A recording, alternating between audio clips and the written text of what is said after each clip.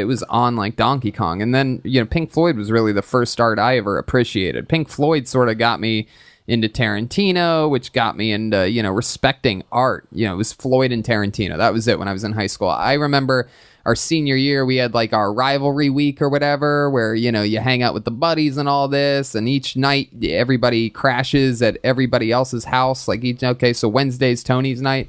And I put together this whole thing where me and the buddies watched, it was Super Troopers, and then I showed them Pink Floyd matched up with Wizard of Oz. Now, back then, you had to literally have the frickin' VHS or whatever of Wizard of Oz, and you had to have a separate CD player to play the two things, and you had to match them up yourself. It's not like you can go on YouTube, you just type in WIZ and the rest pops up now, and you could watch it matched up.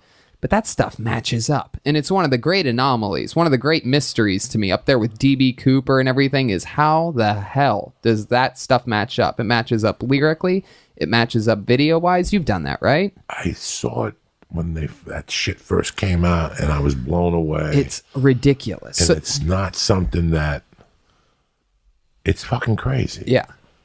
Because, either they made that album knowing what they were doing and sort of like, oh, we need this to match up with Wizard of Oz. Why would they do that? But lyrically, time-wise, all these things for 52 minutes. It ends with her putting her head to the Tin Man's heart, and it ends with that heartbeat.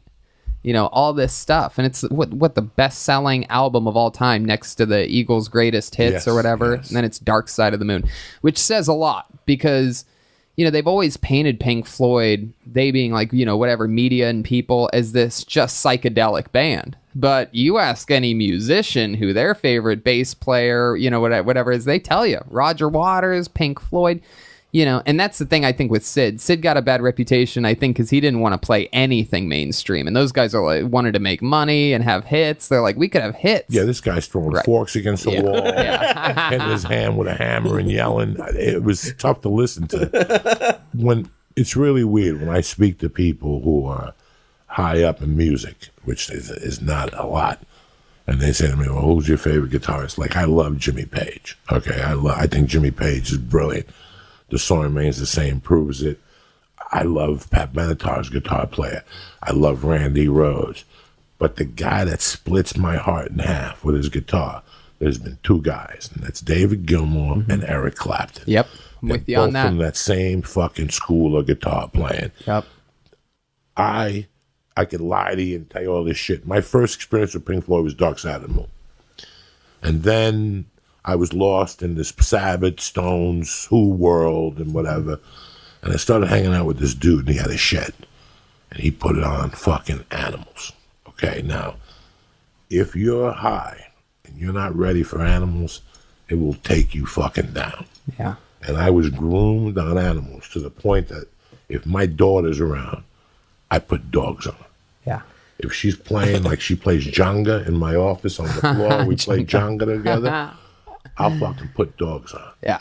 And when she hears the dogs barking, she reacts to me and she asks me what that is. And I tell her that there's 3 types of people in the world: dogs, pigs, and fucking sheep. Mm-hmm. You got to pick one. Yeah. You could be a pig and end up like Harvey Weinstein. You could be a fucking dog. And he just breaks it down to you.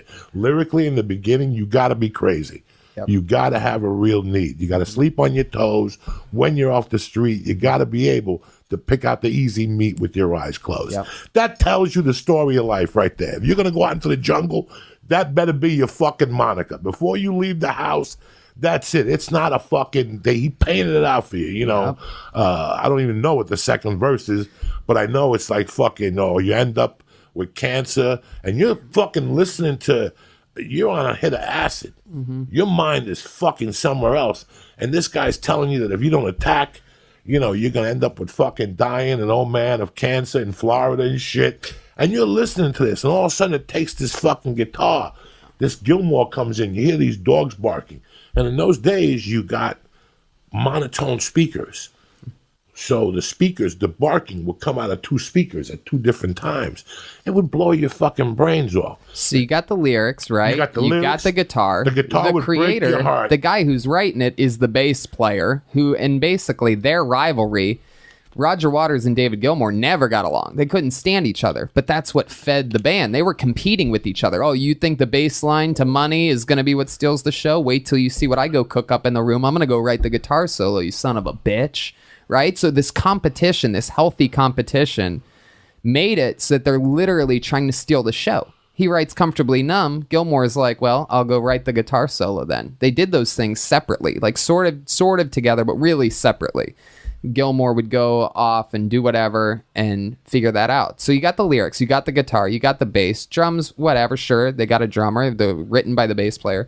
But another crazy fun fact is they were the first band to ever apply colors or decorate a stage. It used to just be a black curtain. That was it. There wasn't no inflatables, lasers, colors. There was no screens. No band was showing anything behind them. That wasn't a thing. It was listen to the music, watch us play. So you when you factor in everything, and to this day, and not only back in the late 70s and 80s were they spending more money than everybody else to put on a big production, but to this day, I got to go see Roger Waters at the Staples Center this most recent time with my friend Tal Wilkenfeld. Amazing bass player, one of the best in the world. And she loves comedy. Her and I made friends, and she's in deep with everyone in music. Everyone looks up to her. It turns out at the end of the show, Roger Waters, we were in the green room with everybody that's in the band and everything, but Roger's not there. He has his own separate green room with like chocolate fountains and everything, like stuff you just dream, like stuff you hear in imagine made up stories. And but the point is we were so in that she ended up running into the guy, in the middle of the big Staples Center that like runs everything. Cause like, he's like, hey, Tall. And she's like, hey, blah, blah, blah, blah. And I listened to them, and he was telling her, like, you see that up there? That's an extra, whatever it was, 15 million in speakers that they brought in, that they just have hanging from the top of the Staples Center, like extra super crazy sound that even, she didn't know about. It was like inside information, basically. Like, they still to this day are pushing it to blow people's minds away to shreds. Well, that was the problem why they didn't tour the wall. They did the 6 dates or in Philly or in New York, and they did the other 6 dates in because the production was too expensive. They weren't, no, I paid $15 for those tickets. Yeah, that's crazy. I think the top ticket was $28, maybe $25. So they broke even on those shows. I read somewhere where they basically broke even. They couldn't tour that. It was, first off, if you watch everything made, there was a couple bands between, I say, 69 to 80, before cocaine took over this great country of ours. Everything was pretty much, every band, if you watch the videos and all that shit, even Woodstock, it's made because they assume that you're tripping. We're going in like fucking Marines, you understand me? Welcome to church, motherfucker.